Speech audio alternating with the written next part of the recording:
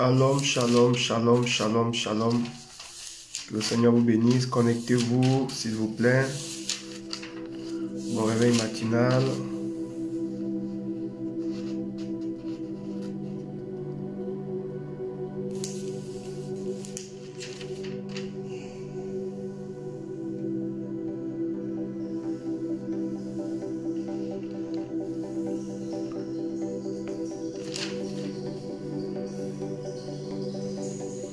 Connectez-vous, connectez-vous, connectez-vous.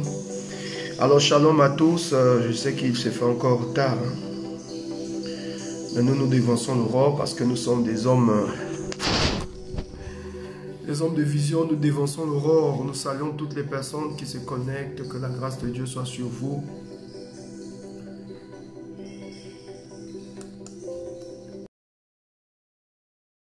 Que la faveur de l'Éternel soit sur vous.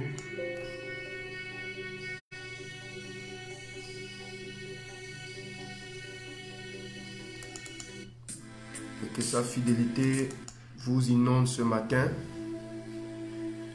Je vois Bekali qui est connecté, soit béni. Je vois Maman Albertine qui est connectée, soit béni. Je vois encore Kila. Je vois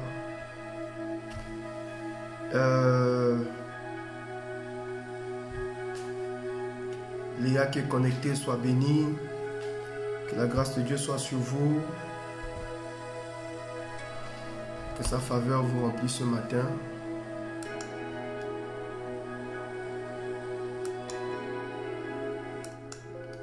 C'est la journée que l'Éternel a faite, qu'elle soit pour nous un sujet de joie, d'allégresse, de faveur. Nous allons commencer au fur et à mesure. Les gens vont partager. Voilà. Donc ce matin, je viens vous saluer encore. Je viens dévancer l'aurore avec vous. Je sais qu'il y a beaucoup de personnes qui dorment encore. Mais que voulez-vous? Vous voyez que nous dévançons l'aurore. Donc le matin comme ça, nous sommes déjà debout et nous voulons bénir le Seigneur pour tout ce qu'il nous cesse de faire dans nos vies. Et si le son est bon, appuyez le cœur s'il vous plaît. Si vous m'entendez bien, appuyez le cœur, comme ça je vais commencer.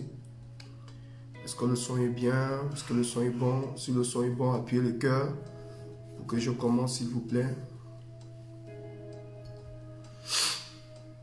Si le son est bon, appuyez le cœur, appuyez le cœur, appuyez le cœur. Donc nous bénissons le Seigneur pour tout ce qu'il ne cesse de faire dans nos vies. Nous bénissons le Seigneur pour sa présence. Nous bénissons le Seigneur pour son amour, pour sa fidélité. Permettez-moi de prier. Notre Père, notre Dieu, nous te disons merci pour ce matin. Merci pour ta fidélité. Merci pour toutes les personnes qui se connectent. Merci pour l'onction qui est relâchée en fait d'aider le plus grand nombre de personnes. Seigneur, qui traverse certainement les moments difficiles.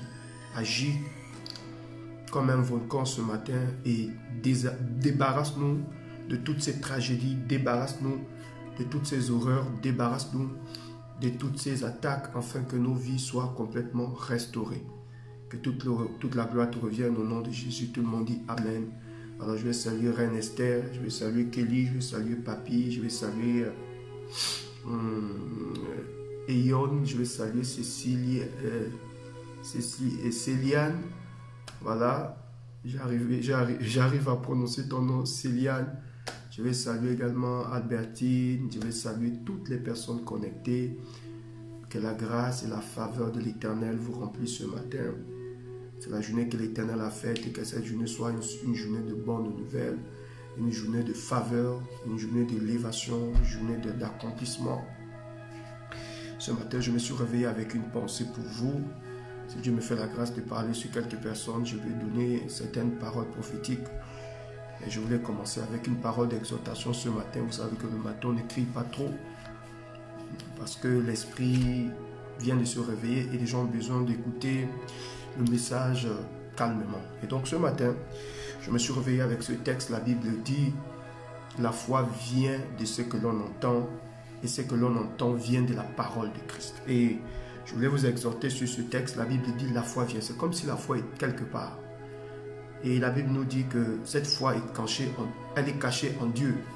La foi vient, donc elle est quelque part, elle vient de ce que l'on entend. Et ce que l'on entend vient de la parole de Christ. Autrement dit, la foi qui produit le miracle, c'est cette foi qui vient de Christ. Et ce matin, j'aimerais vous développer ça pour que tout le monde comprenne. C'est pas... J'aimerais vous dire, mesdames et messieurs, qu'il y a une foi qui produit des miracles. Parce que vous avez des personnes, les hommes de Dieu qui encouragent les gens à avoir la foi. Vous voyez quelqu'un qui est malade, il faut avoir la foi.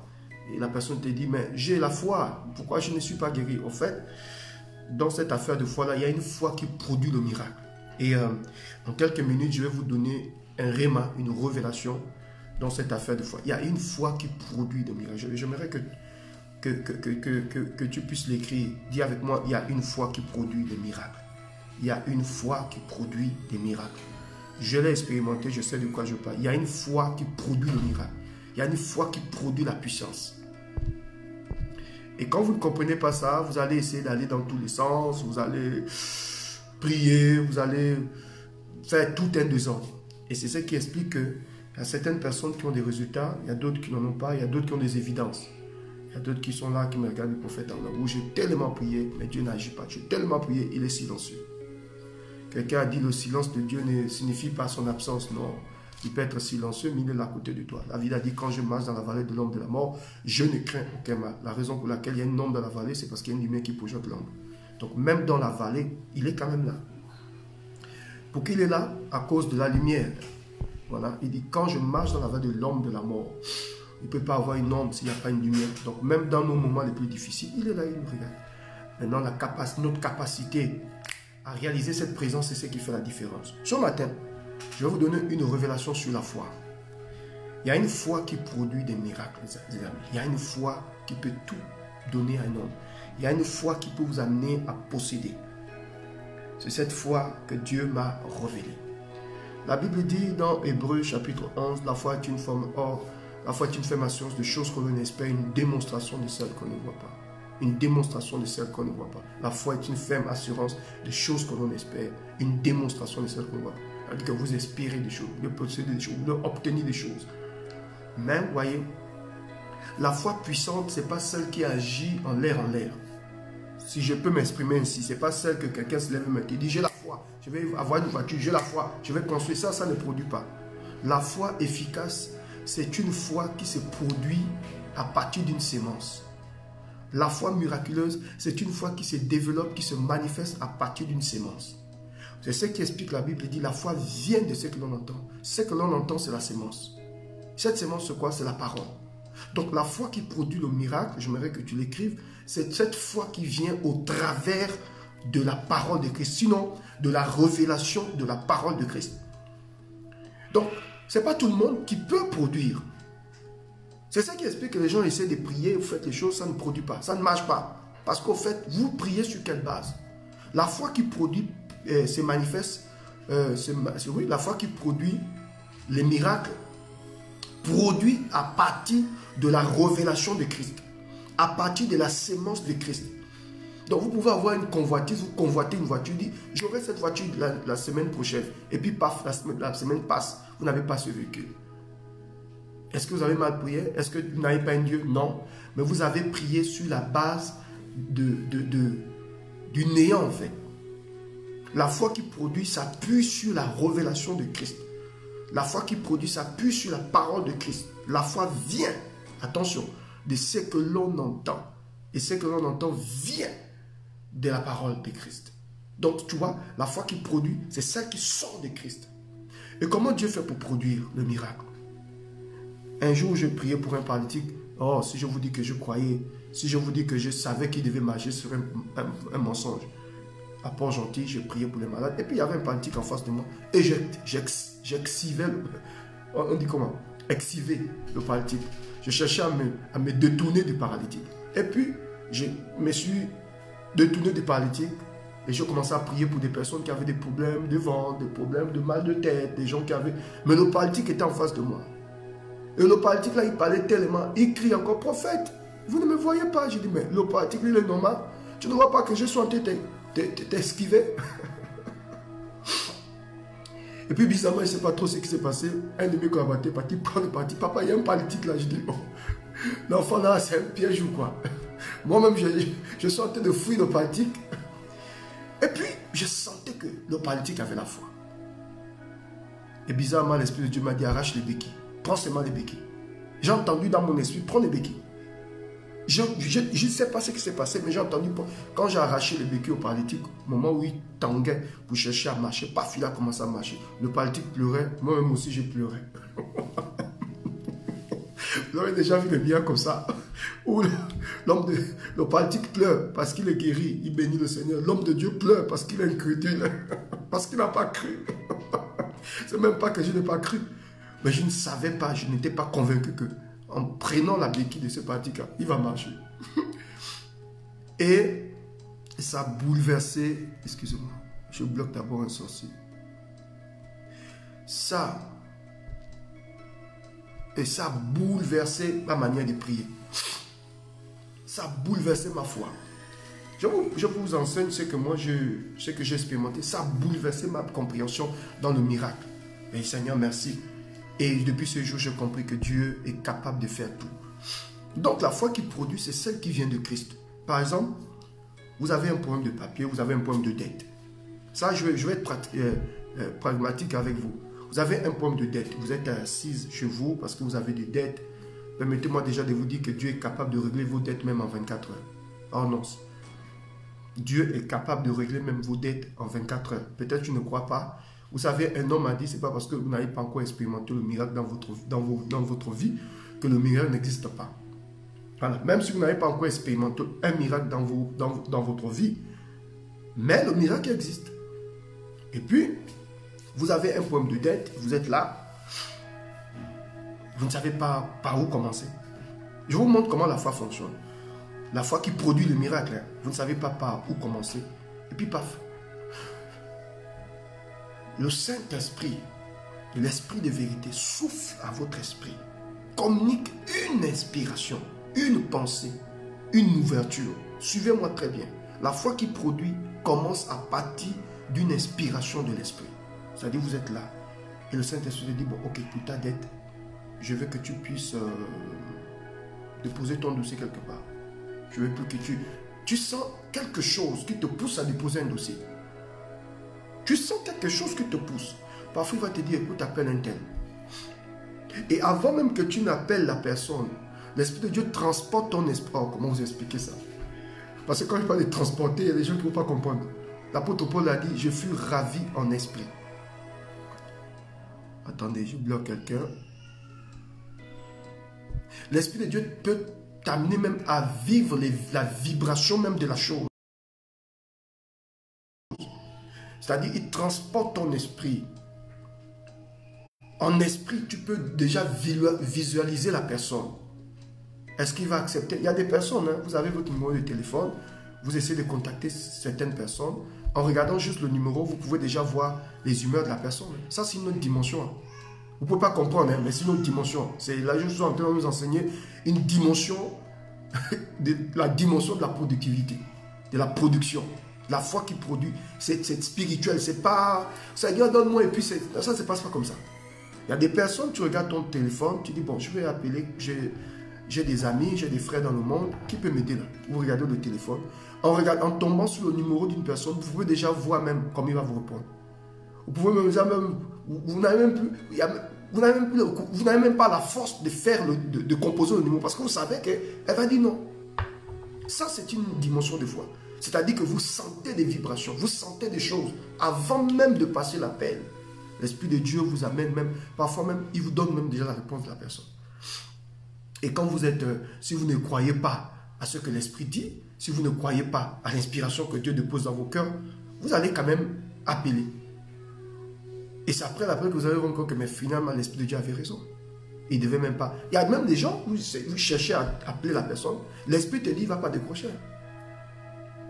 L'Esprit te dit, il ne va pas donner. Mais par incrédulité, on le fait quand même. Après, on se rend compte que mais vraiment, l'Esprit de Dieu avait raison. Donc, il faut faire confiance. Et c'est ça, la Bible dit, la foi vient. Attention, la foi vient. Elle est quelque part. Elle vient de ce que l'on entend. Donc, il y a des choses comme ça. Où tu sens dans ton esprit que si je dépose mon dossier dans cette entreprise, ça va marcher. Quelle est cette chose-là qui te pousse à confesser ou à dire que ça va marcher cette fois-ci? Mais c'est parce que l'Esprit de Dieu soulève ton esprit. Spirituellement, il t'amène même à visiter la structure avant même que tu n'aies déposé ton dossier. Oh! Le plus souvent, parfois, quand je suis dans les conférences, les grandes conférences, hein, pas sur Facebook où on parle là, non. Quand je suis dans mes éléments, les grandes conférences, où je suis au Canada, où je suis en Côte d'Ivoire, où je suis en Afrique du Sud, quand je prêche, parfois je regarde une personne et l'Esprit de Dieu me montre la personne, me dit, tu vois cette personne, elle a telle maladie. Ne prie pas pour elle, parce que ça va pas marcher pour le moment. Son cœur est fermé. Et parfois il te regarde chez une autre personne, il regarde cette personne. Elle a la foi pour être guérie. Déclare seulement une parole. Et je déclare, ça marche. Parce qu'au fait, je crois que pour opérer dans cette dimension et pour être un homme de Dieu extraordinaire qui travaille dans la simplicité, voilà pourquoi vous m'entendez toujours dire, quand tu as le don, tu opères, quand tu n'as pas, tu transpires. Pourquoi on transpire? Il y a certains hommes de Dieu qui transpirent pour prophétiser. Ils transpirent pour prier pour des personnes. Ils transpirent, ils poussent les gens. Parce qu'il n'a pas compris en fait. La Bible dit n'imposez même pas les mains avec précipitation. Parce qu'il y a des personnes, tu veux poser ta main, Dieu te dit ne pose pas ça, ta main. Déclare seulement une parole. Un jour j'étais en train de prêcher. Une dame est venue me dire, oh prophète Aoudaou, j'ai mon fils qui est malade, je ne sais pas quoi faire. Mais il n'est pas à la conférence. Je lui ai dit donnez-moi un mouchoir. Elle m'a donné un mouchoir, j'ai touché le mouchoir. Je lui ai dit au nom de Jésus, je relâche la faveur. J'ai posé sur ma tête, j'ai dit prends le mouchoir, va déposer sur. Elle a pris le mouchoir, elle est allée mettre sur la tête de son fils qui était malade. Parfois, l'enfant était guéri. Donc, je visualisais déjà la guérison. Je savais qu'à partir de ce quelque chose de... Je savais que tout ce qu'un prophète touche est prophétique. Donc, je vois déjà la chose avant d'opérer. La plus grande bêtise que la plupart des hommes de Dieu font, la plupart des chrétiens commettent, c'est parce qu'au fait, vous lancez dans une affaire sans visualiser le résultat. Est-ce que vous savez, les amis, que si vous priez en l'air comme ça, ça ne va pas produire, ça ne va pas marcher.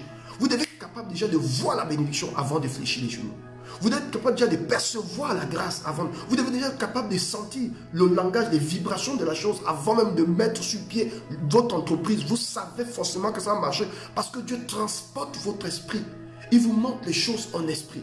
Il vous montre les idées, il vous inspire. Et quand vous faites la chose, ça va. Même si les gens viennent vous dire que ça ne va pas marcher, vous savez que ça va marcher. Parce que vous avez déjà permis de visualiser le résultat. Et c'est cette foi-là qui produit. Ce n'est pas une fois qu'on invente comme ça. Oh non, mais Jésus, tu es guéri. Non, il faut déjà voir ta guérison, voir ton mariage, voir ton élévation, voir, oh my God. Est-ce que vous savez, mesdames et messieurs, je ne serai pas long. On avait une petite parole comme ça d'encouragement ce matin pour vous permettre d'être boosté. Est-ce que vous savez que les réalisateurs des films, là, quand ils font un film, ils partent d'abord réaliser la fin du film. Et c'est quand ils ont fini de réaliser la fin du film, ils repartent au commencement pour commencer ce qui a été déjà fini. Attention, qu'est-ce que je viens de dire? Là, c'est très dangereux ce que je viens de dire là. Les réalisateurs des films finissent d'abord la fin du film Ensuite, tu repartes au commencement pour commencer ce qu'ils ont déjà fini. C'est la même chose avec la foi. Avant de prier pour quelque chose, tu dois être capable de rester dans la communion avec l'Esprit pour que l'Esprit de Dieu déjà te transporte dans cette dimension où il te montre que c'est possible. Si tu places ton entreprise ici, ça va marcher. C'est-à-dire que tu n'as pas encore commencé l'entreprise. Tu n'as même pas encore commencé à prendre des contacts. Mais dans ton esprit, tu as déjà visualisé la chose. Tu sais que si tu poses cette entreprise à cet endroit, ça va marcher, ça va prospérer. Notre problème, c'est parce qu'on prie pour prier. On ne visualise pas les choses. La foi est une ferme, la foi est une ferme assurance de choses qu'on espère. Une démonstration de ce que ne va pas. La Bible dit, or à celui qui peut faire, par la puissance qui agit en nous, au-delà de ce que nous pouvons penser. Or à celui qui peut faire. Par la puissance qui agit en nous. Ça veut dire quoi? Dieu est capable de t'amener à visualiser la chose avant de prier. Moi, il y a des sujets de prière parfois, je regarde là, je dis, oh, je ne vais pas passer mon temps sur ce sujet-là, je vais prendre un autre sujet. Parce que Dieu m'a permis déjà de voir la fin. Dieu m'a déjà permis de voir le résultat. Dieu m'a déjà dit que si tu fais ça, ça va marcher. Donc maintenant, je concentre maintenant mon énergie sur ce que Dieu m'a montré. Et même si quelqu'un vient à gauche, à droite, me dit, prophète, ça ne va pas marcher, je dis, tu es malade. Mais tu es malade parce que moi, j'étais dans la présence de Dieu. Dieu m'a montré. Je ne commence pas cette affaire parce que je veux commencer, et bien parce que je suis les autres. Je commence cette affaire parce que j'étais déjà en esprit dans ce lieu. Même ma venue ici en France, mais c'était déjà clair, spirituellement. Donc il faut visualiser les choses, mon ami. Quand les gens veulent te faire du mal, tu n'as pas besoin de parler en langue, tu sais qu'on va te faire du mal. Parfois, Dieu te montre par le rêve comment te tire. Il y a à plusieurs reprises, j'ai fait des rêves comme ça. Avant que ça ne se manifeste sur le plan physique au Gabon. Avant même que parfois je roule comme ça, tu vois, tu sens qu'il y a des gens qui te suivent dans des voitures noires bizarres. Je n'ai pas besoin d'attendre une balle dans la tête pour savoir que le prophète Aoulaou, tu es en danger. Je n'ai pas besoin. Donc il y a des gens parfois, il est là. Ok, Dieu, comment il fait pour réveiller ta foi? Parfois, Dieu, quand il sent que tu dors beaucoup, il fait comment? Il passe par le rêve. Il te montre des rêves, on est en train de t'assassiner.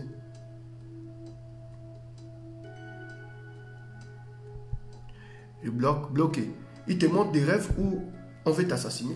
Il te montre des rêves où les gens te poursuivent la nuit. Il te montre des rêves. Tout ça, c'est pour sensibiliser ton esprit. Voilà pourquoi la Bible dit, quand Ézéchiel a prophétisé, vous savez ce que Dieu a fait sur le prophète Ézéchiel? Il a d'abord transporté. La Bible dit, l'Esprit de l'Éternel me transporta et me déposa. Attention, l'Esprit a transporté Ézéchiel. Il a déposé au milieu d'une vallée. Ensuite, tu poses la question, est-ce que tu crois que ces eaux peuvent, crois-tu que ces eaux peuvent-ils revivre? Ézéchiel chapitre 37, il dit, Seigneur, tu le sais, Dieu dit prophétise. Donc la foi qui produit, c'est cette foi-là où Dieu te transporte d'abord. Il te transporte dans le lieu de l'accomplissement. Et il te montre, oh, il y a trop de marabouts ce matin.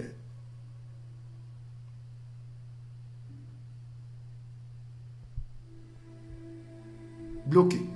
Voilà, il y a des gens que je bloque. Donc, la foi qui produit, c'est cette foi-là où d'abord Dieu te transporte en esprit. Mais ça, c'est pour les hommes spirituels, ce n'est pas pour les charnels. Parce que quand je te parle de transporter en esprit, tu vas dire, oh, prophète, il y a une dimension avec Dieu. Ou quand tu pries. Par exemple, tu prends l'exemple de ton mariage. Je parle ce matin de la foi qui produit des miracles. Hein. La foi qui produit les évidences. Pas la foi qui en l'air, non. Où tu pries pour ton mariage. Seigneur, ouvre les portes pour mon mariage. Je ne comprends pas. Je suis en train de prendre de l'âge. Fais quelque chose. Tu es dans cette dimension. Et puis, à un moment donné, je ne sais pas trop ce qui va se passer autour de toi, mais c'est une chose que j'ai expérimenté à plusieurs reprises. À un moment donné, tu as l'impression que tu n'as plus la force de prier. Parfois, c'est plus les paroles qui sortent. Mais tu sens que ton esprit est transporté dans une certaine dimension avec Dieu. Et là, Dieu peut te montrer de manière claire. Il te montre de manière claire comment ça va se passer. Moi, j'ai des filles spirituelles. J'ai une de mes filles spirituelles qui va se marier. Dieu a révélé à cette femme-là jusqu'à la couleur de sa robe de mariage. Comment son mari devait être habillé. Elle dit, elle est allée faire des courses à Dubaï et quand elle est revenue, l'Esprit de Dieu, pendant qu'elle était en train d'arranger les affaires, l'Esprit de Dieu a montré, a ramené les images. Les vieilles images, parce qu'il y a des choses que le Seigneur nous révèle. Mais à cause un peu de la frustration, des problèmes de la vie, parfois on oublie, oh Dieu m'avait dit ça. Voilà pourquoi il faut toujours avoir un carton pour écrire. Tu seras choqué de ce qui se passe dans ta vie aujourd'hui. Ce sont des choses que Dieu avait inscrites dans ton cœur. Mesdames et messieurs, la plupart des choses que nous accomplissons aujourd'hui, c'est des choses, c'est les vieux rêves, des vieilles instructions que Dieu a déposées dans nos cœurs. Moi, il y a des jours aujourd'hui, quand je regarde autour de moi, de certaines choses que je possède, je dis, oh, mais ça, j'avais rêvé d'avoir ça. Un jour, je me souviens, j'étais là, maintenant, j'avais rêvé d'avoir ça. Et puis, tu n'as qu'une larme de gratitude, tu te rends compte que mon Dieu. Donc, Dieu n'était pas menteur, Dieu n'est pas menteur. Donc, Dieu est fidèle. Donc, il avait décidé d'accomplir. Parce que la pression de la vie, parfois, t'amène à oublier tout ça. Regarde autour de toi, tu vas te rendre compte. Regardez autour de toi, de vous, mesdames et messieurs. Vous allez vous rendre compte qu'il y a des choses aujourd'hui que vous possédez. C'est des choses il y a 5 ans, il y a 6 ans, il y a 7 ans, où Dieu vous avait promis. Regardez autour de vous. Et moi, c'est comme ça que je manifeste ma gratitude au Seigneur. Parfois, quand je regarde autour de moi, je dis, waouh, Seigneur, tu m'avais dit que je devais avoir ça. Tu m'avais dit que je devais avoir ça. Je me souviens, tu m'avais montré que je devais prêcher au milieu des Blancs. Tu m'avais montré que je devais aller dans tel pays. Parfois même, c'est des trucs banals. Tu vois, ça peut être un lit que tu rêvais quand tu étais petite. Ça peut être une décoration. Et tu vois la même décoration, le même écran placement, le même décor, le même salon. Et puis les larmes de gratitude coulent le long de tes yeux. Tu dis, Seigneur, mais tu es fidèle. Voyez, il faut... Oh my God, est-ce que je parle à quelqu'un ce matin? Oh, si ça te fait du bien, partage la vidéo. Ce matin, je voulais vraiment vous encourager sur la foi qui produit les miracles.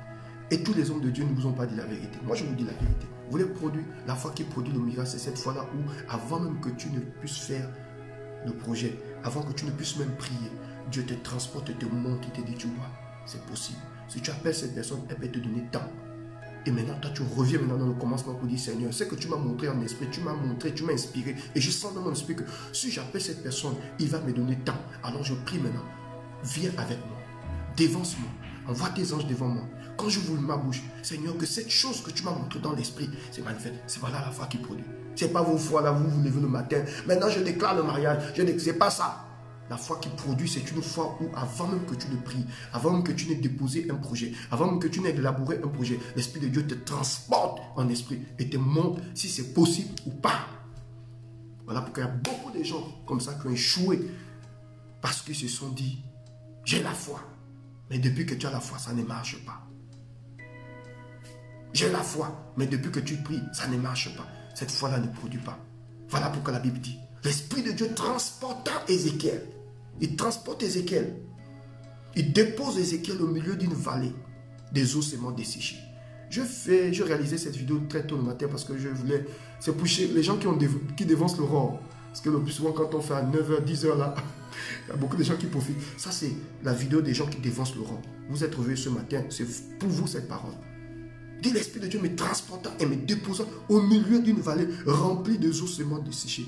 Et me dit, fils de l'homme, est-ce que tu crois? Donc, la foi qui produit, c'est cette foi-là où Dieu te transporte avant que tu n'aies mis le projet en place. Avant même que peut-être que vous avez le rêve d'aller aux États-Unis. Vous êtes capable, en étant chez vous, depuis l'Afrique, depuis la France, depuis le Canada, vous êtes là et vous pouvez, oh my God, l'Esprit de Dieu est capable de vous amener en esprit. C'est une dimension qui vous amène en esprit et vous l'amène maintenant à visualiser les États-Unis. Vous commencez à vous renseigner sur les États-Unis. Tout ça, c'est la foi qui travaille. Vous commencez à vous renseigner sur les États-Unis. Vous commencez à voir des avantages. Quand vous serez là-bas, avant même que vous ne fassiez un pas, avant même que vous ne commencez à faire des, comment on appelle ça, les documents pour aller, Dieu vous a déjà montré le film.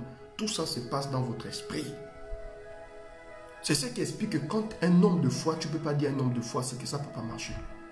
Avant qu'il ne mette la chose, en exécution, il a déjà vu le résultat dans son esprit. Il a déjà vu la chose dans son esprit. Il sait qu'il aura... Moi, je posais une question à mon fils. Tu auras combien d'enfants? Il dit 6. Je dis, oh, mon fils. Donc, je pensais qu'il parlait comme ça. Et puis, il est allé dire à sa maman, j'aurai 6 gosses. Et l'enfant, là, tu n'as que 7 ans. Tu vois, tu visualises. J'ai dit, mais vraiment, l'onction du prophète est sur toi, mon petit.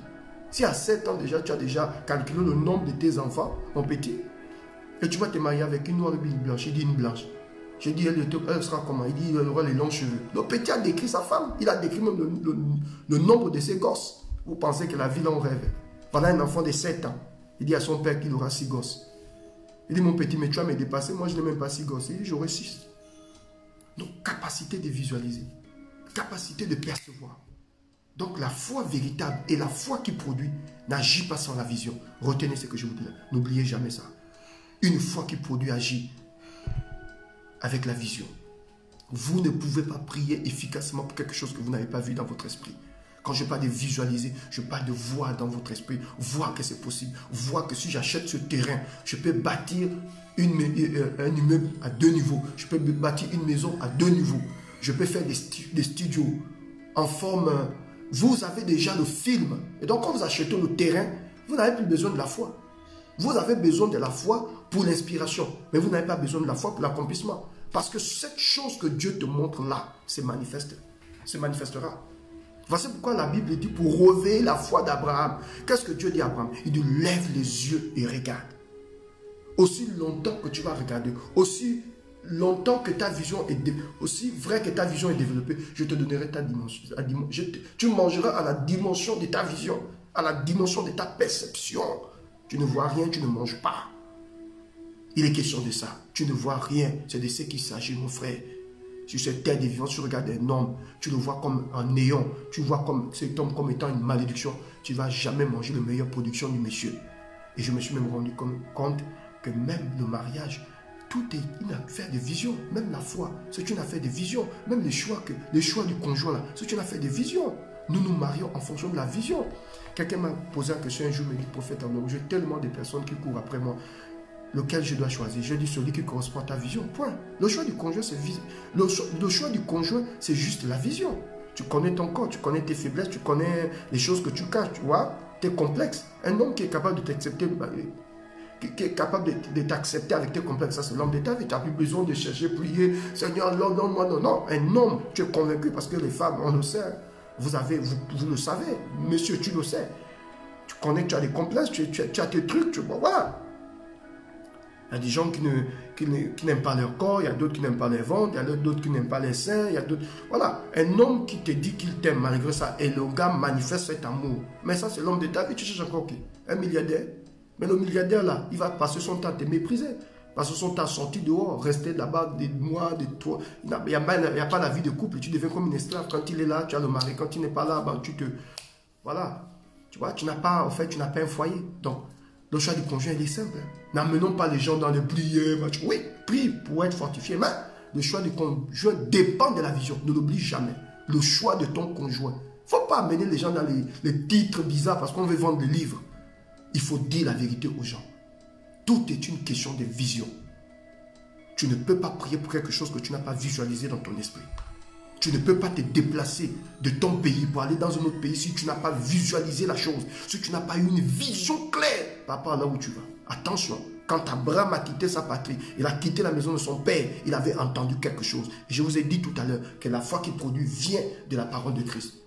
Quitte ta patrie, quitte la maison de ton père, va quelque part, je vais t'orienter, je te bénirai. Donc quand le monsieur se déplace, il est suffisamment chargé, il a une parole, il a une révélation, il a une relation personnelle avec Dieu. Donc même si les choses deviennent difficiles, même si les choses se coincent dans son déplacement, pendant sa marche, le gars ne va pas faillir parce qu'il a entendu quelque chose. Et quand tu as entendu quelque chose, tu deviens bête vis-à-vis du diable. Tu ne l'écoutes pas. Tu t'appuies sur ce que tu as entendu. Tu comprends de quoi je parle? Et quand Dieu te demande de partir là, il y aura des difficultés, il y aura des embûches, il y aura des problèmes, il y aura tout ça. Mais vous devez savoir que toutes ces choses-là sont... Attendez, je bloque un sorcier. Bloqué. Toutes ces choses-là, Dieu met ça au devant de nous pour nous former, pour nous remplir, pour que quand tu seras dans ta gloire, que tu ne dises pas, oh non, c'est ma force, c'est mon intelligence, c'est ma beauté qui m'a amené à conquérir ou bien à obtenir toutes ces choses. Maman, le gars, sois béni, maman. Je t'aime beaucoup. Vous voyez de quoi je parle? Et donc la foi qui produit, c'est une foi qui s'appuie sur la parole de Christ et qui s'appuie sur la vision. Si vous avez ces deux choses, oh les amis, vous allez produire des choses. Ne priez pas en l'air. Priez sur la base de ce que vous avez vu et sur la base de ce que l'Esprit vous a inspiré. Les amis, oh votre Père a la foi. Je sais, parfois je suis là comme ça. Avant de faire quelque chose, j'ai jamais. Parfois même quand je fais les vidéos, avant de vous donner une vidéo, Plutôt de réaliser une vidéo. J'ai déjà vu l'impact que ça va produire. Donc quand je viens là, c'est juste un match en différé. Nos vies, oh, je me dire à cette personne qui me suit, ta vie est un match en différé. Tu as déjà gagné tout. Tout est dans la vision. La foi vient de ce que l'on entend. Ce que l'on entend vient de la parole de Christ. Elle vient de ce que l'on entend. Elle vient de ce que l'on entend. Qu'est-ce que tu as entendu? Qu'est-ce que tu as entendu? C'est ce que tu entends là qui va produire la foi. La foi vient de ce que l'on entend. Et ce que l'on entend vient de la parole de Christ. Ça veut dire quoi? La foi qui produit, sa source, c'est Christ. Et quand on parle de Christ, on parle de l'onction. Parce que Christ veut dire oint. Attention, la foi vient de ce que l'on entend. Et ce que l'on entend vient de la parole de Christ. Pas de Jésus. Jésus c'est sauveur. Mais Christ c'est le oint. Donc la foi qui produit, c'est celle qui vient par l'inspiration. C'est celle dont Dieu t'inspire. Cette foi qui produit, c'est cette foi qui vient de la révélation de Christ. Ça veut dire quoi? Tu regardes ta situation te regarde. Tu parles à ta situation te parle. Dieu te dit, ce problème-là, fais ça, ça, ça. Ça se passe dans ta tête. Et quand tu dis aux autres, venons prions maintenant. On va prier par rapport à ça. Cette prière-là, c'est juste pour renforcer tes biceps spirituels. Mais sinon, le résultat, vous l'avez déjà. Donc la foi qui produit, c'est celle qui vient de la parole de Christ. Donc de la révélation de Dieu. Vous savez, je vous dis la vérité. Si vous n'avez pas la révélation de votre mariage, vous n'allez pas prier pour votre mariage. Si vous n'avez pas une révélation que le dossier que j'ai là dans mes mains, si je pose ça dans cette entreprise, ça va marcher, vous n'allez pas poser le dossier. Et donc, ce qui tue les gens, c'est le manque de révélation et le manque de vision. Pourquoi notre foi n'est pas efficace? Parce qu'elle ne s'appuie sur rien et elle est aveugle. Mais si ta foi ce matin s'appuie sur une révélation, la révélation c'est quoi? C'est une... Écoutez, dans la parole de Dieu, il y a ce qu'on appelle le logos et le rhéma. Le logos, c'est cette parole écrite. C'est du noir sur du blanc. Ça ne produit pas. Même les sorciers, les charlatans, la Bible. Mais la parole commence à produire quand elle devient rhéma. C'est-à-dire, le rhéma, c'est une parole révélée à propos d'une situation. Vous traversez le moment difficile. Par exemple, vous avez perdu quelqu'un. Tout le monde vous dit courage, ça va aller, mes condoléances. Et puis dans cette atmosphère, vous entendez une parole. Comme ce monsieur qui dit un jour, il avait perdu sa femme qui était morte du cancer. Et tout le monde venait l'encourager. Non, ça va aller, beaucoup de courage. Et parfois, même quand on t'encourage, non, c'est la vie. Tout le monde est appelé à passer par là. Tu ne sens pas. Tu es toujours dans les inquiétudes. Tu penses toujours à l'être disparu. Et puis il dit un jour, son père, alors qu'ils étaient en train d'aller enterrer sa femme, son père était derrière son dos. Et il a tapoté 3 fois sur son épaule. 1 fois, 2 fois, 3 fois. En disant, tiens bon, tiens bon, tiens bon. Il dit non. Tout le monde m'a demandé d'être fort. Tout le monde m'a fortifié. Tout le monde m'a encouragé. Mais quand j'ai entendu mon père, alors que mon fils était devant. J'étais derrière mon fils. Mon père était derrière mon dos. Il a tapé 3 fois. Tiens bon, tiens bon, tiens bon. Il dit c'était comme des canons de guerre. C'est comme si, en le disant, Dieu m'a permis de recevoir une révélation dans ce qu'il disait. Et j'ai compris que je devais tenir bon pour mon fils qui n'a plus de mère. Je devais tenir bon pour mes entreprises. Je devais tenir bon parce que Dieu a donné une éducation à cet enfant. Cet enfant n'a que moi dans la vie. Alors si je commence à baisser les bras, je suis mort. Il dit quand mon père m'a tapoté 3 fois, tiens bon, tiens bon, tiens bon. J'ai compris qu'il fallait que je tienne bon pour mon enfant. Frère, le tiens bon qu'on a l'habitude de dire là, pour lui, c'était une révélation. C'est ça la foi. La foi qui produit vient de ça. Elle vient de cette révélation. C'est-à-dire c'est comme un type. C'est comme si Dieu t'enlevait les écailles de tes yeux. Il te dit, tu vois, ce problème-là, regarde ce que tu vas faire. Tu as des dettes? D'accord. Appelle ton nom. Ce nom lequel? Boutamba. Je prends un nom comme ça. Ou ton oncle Patrick. Ou ton oncle Alphonse. Ah mais Seigneur, appelle ton oncle Alphonse. Il va t'aider. Tu sens dans ton esprit. Tu sais que si tu appelles, ça va marcher. Ensuite, il te dit, avant d'appeler, prie maintenant pour ça. Dis, Seigneur, je prie, tu m'as inspiré quelque chose. Je vais accomplir ça ce matin. Je vais appeler la personne, mais je t'en supplie, quelle que soit la situation, agis. Et bizarrement, quand tu appelles, la personne te dit, écoute maman, toi tu es ma mère, tu es ma petite soeur, pourquoi tu vas mourir? Pourquoi? Passe au bureau, viens récupérer le pli. Et puis paf, tu as produit. Pourquoi? Parce que 1, tu as entendu quelque chose. 2, tu as eu la vision. Donc la foi qui produit s'appuie sur la révélation de Christ. Et quand on parle de Christ, on parle de l'onction. C'est-à-dire que si tu veux produire dans ta vie, ne te précipite pas à faire des choses. Cherche d'abord à visualiser la chose avant de mettre en exécution ton plan.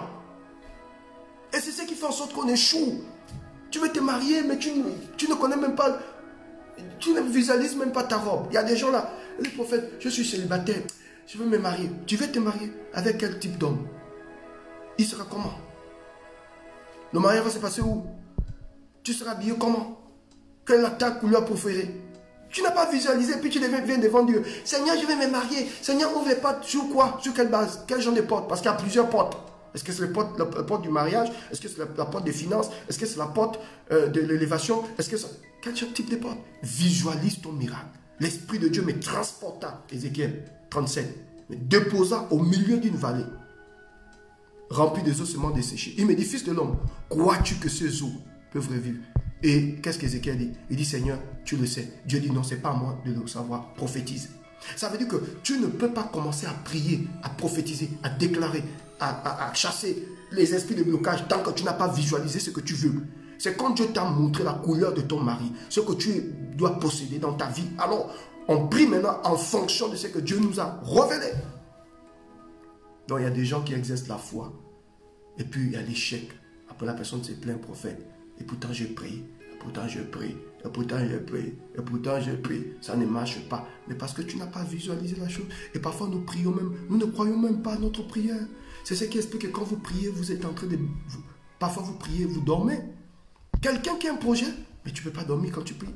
Quand Dieu t'a déjà montré ce que tu vas devenir, tu ne peux pas prier en dormant. Quand vous voyez quelqu'un, il prie, il commence à dormir, il ne sait même pas ce qu'il dit au fait. La prière devient comme un fardeau, mais il n'a pas visualisé la chose. Mon frère, quand Dieu te dit, dans 5 ans, c'est ce qui explique que David, avant de combattre Goliath, il a dit, que donnerons-nous à celui qui tuera ce Philistin? Le roi dit quoi? On dit non, le roi va affranchir la maison de son père. Ça veut dire que le roi va affranchir, si son père part avec des dettes, le roi va annuler les dettes de son père. Il sera le gendre du roi. Et le roi va combler cet homme de biens et de richesses. David a dit non. Allez dire au roi que je règle la situation. Donc il avait déjà visualisé l'affranchissement de la maison de son père. C'est-à-dire que tous les dettes de son père sont complètement réglées. Il est le gendre du roi. Et il est là. Il mange à la table du roi. Non, David a dit pardon. Je sors des champs. J'ai tué l'ours, j'ai tué le lion, personne ne me connaissait. Mais cette fois-ci, il faut que je terrasse Goliath. Parce que dans Goliath se trouve mon mariage. Dans Goliath se trouve le fait que la maison de mon père est affranchie. Ça veut dire que les dettes de mon père sont complètement réglées. Et dans Goliath, là, je deviens le genre du roi et je m'assois à côté du roi et je suis couronné de biens. Non. Allez dire au roi que je règle cette situation. Il a visualisé. Vous priez sur quelle base? Sur la base de la chair des poules?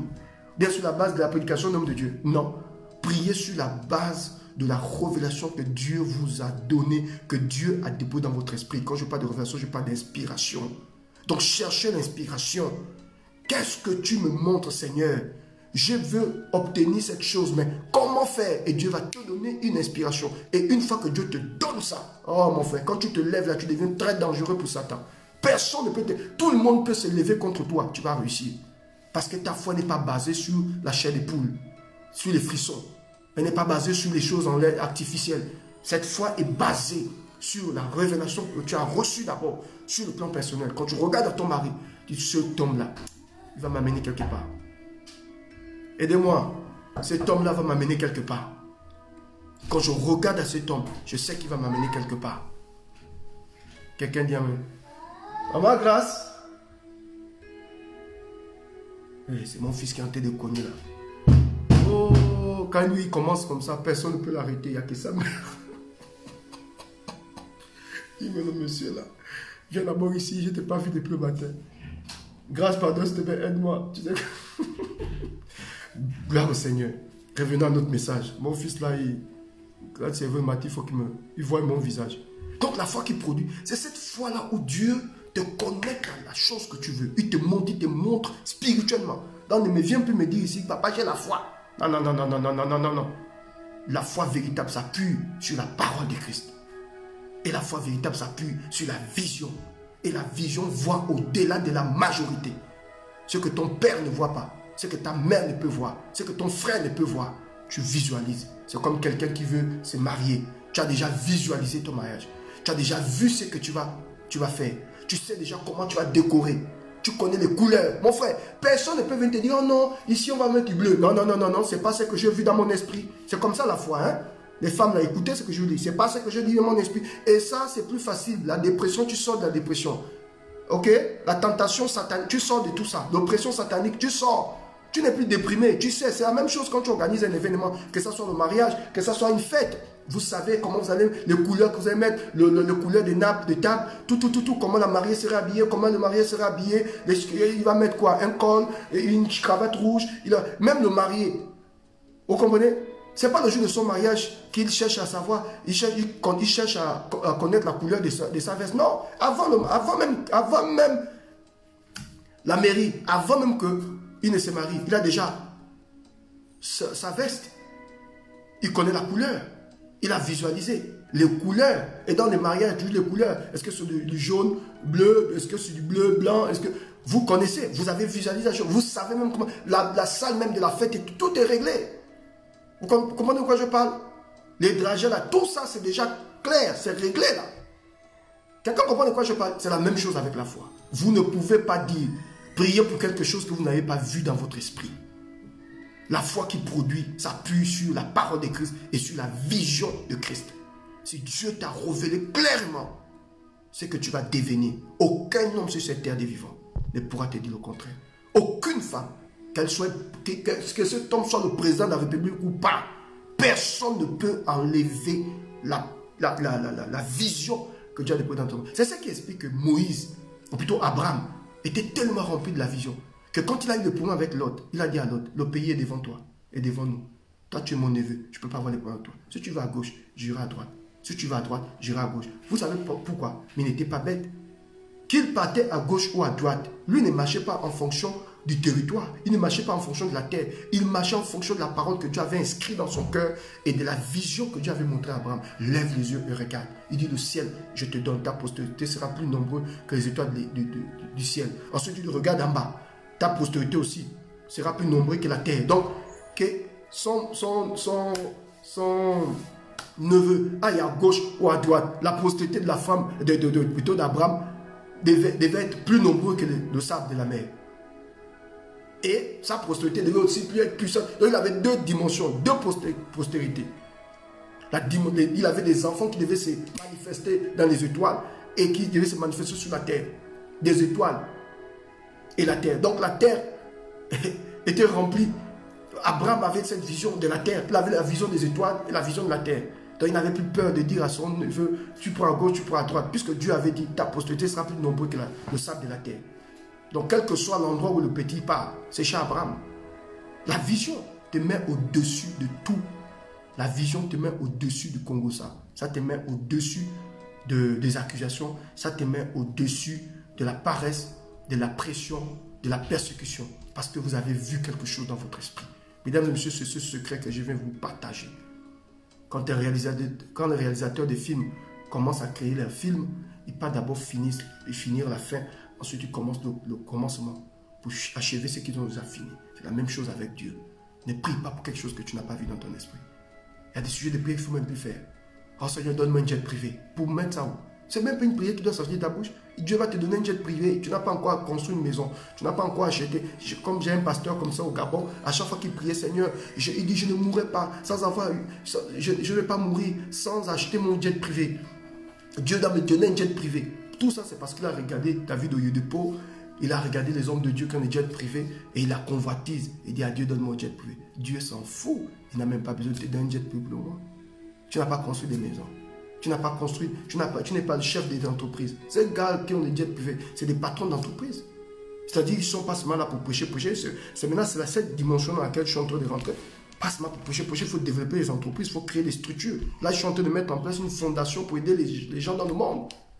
C'est ça. Je crois que Dieu a appelé les hommes de Dieu à accomplir des grandes choses. Et je sais que Dieu va mettre des personnes autour de moi pour accomplir ce rêve. Où nous allons aller de pays en pays pour distribuer, pour aider les gens. On apporte la parole, on apporte à manger. C'est mon rêve. Mon rêve, c'est plus être dans les quatre coins dans les quatre murs et puis recevez. Non, on va dire recevez dans le monde entier. On prêche l'évangile, on nourrit les gens. On prêche l'évangile, on nourrit les gens. Dieu va m'aider. Il va me mettre sur mon chemin de milliardaire. Je sais de quoi j'ai, parce que j'ai visualisé la chose. Donc je n'ai pas à parler, j'ai vu ça. Les amis, je vous ai donné le plus grand secret pour obtenir les choses. Vous voulez obtenir quelque chose? Commencez à visualiser la chose. Priez sur la base de ce que vous avez reçu. La révélation, l'inspiration que Dieu vous a donnée. Et sur la base de ce que Dieu vous a montré. Si Dieu te dit, oh my God, voilà pourquoi Dieu, pour développer et pour faire comprendre cette révélation au prophète, il transporte d'abord l'esprit du prophète Ézéchiel. Ensuite, il dit Ézéchiel, crois-tu que ces eaux peuvent vivre? Il dit, Seigneur, tu le sais. Dieu dit, prophétise. Donc Dieu ne peut pas t'amener à prophétiser, à prier sur quelque chose que tu n'as pas vu. Notre combat, c'est que nous avons du mal à nous laisser transporter par Dieu. Parfois, Dieu peut te connecter à un homme de Dieu pour t'amener à voir certaines choses. Dieu veut te séparer de ces choses, de la bassesse. Il veut te déconnecter de tout ce qui est bas. Et puis te transporter quelque part. Te montrer que tu vois ce que je te montrais. Regarde ce que je veux que tu fasses. Regarde la dimension dans laquelle je veux que tu rentres. Et donc Dieu, il veut d'abord casser ta vieille vision là. Il y a des gens qui ont des fausses visions, qui ont des vieilles visions. Et toutes les femmes, ils n'ont que la même vision. Acheter les habits, vendre. Acheter les habits. Non, ça c'est des vieilles visions. Développe ton sens, développe ta vision. Reste en contact avec l'esprit. Le Saint-Esprit va te donner une révélation.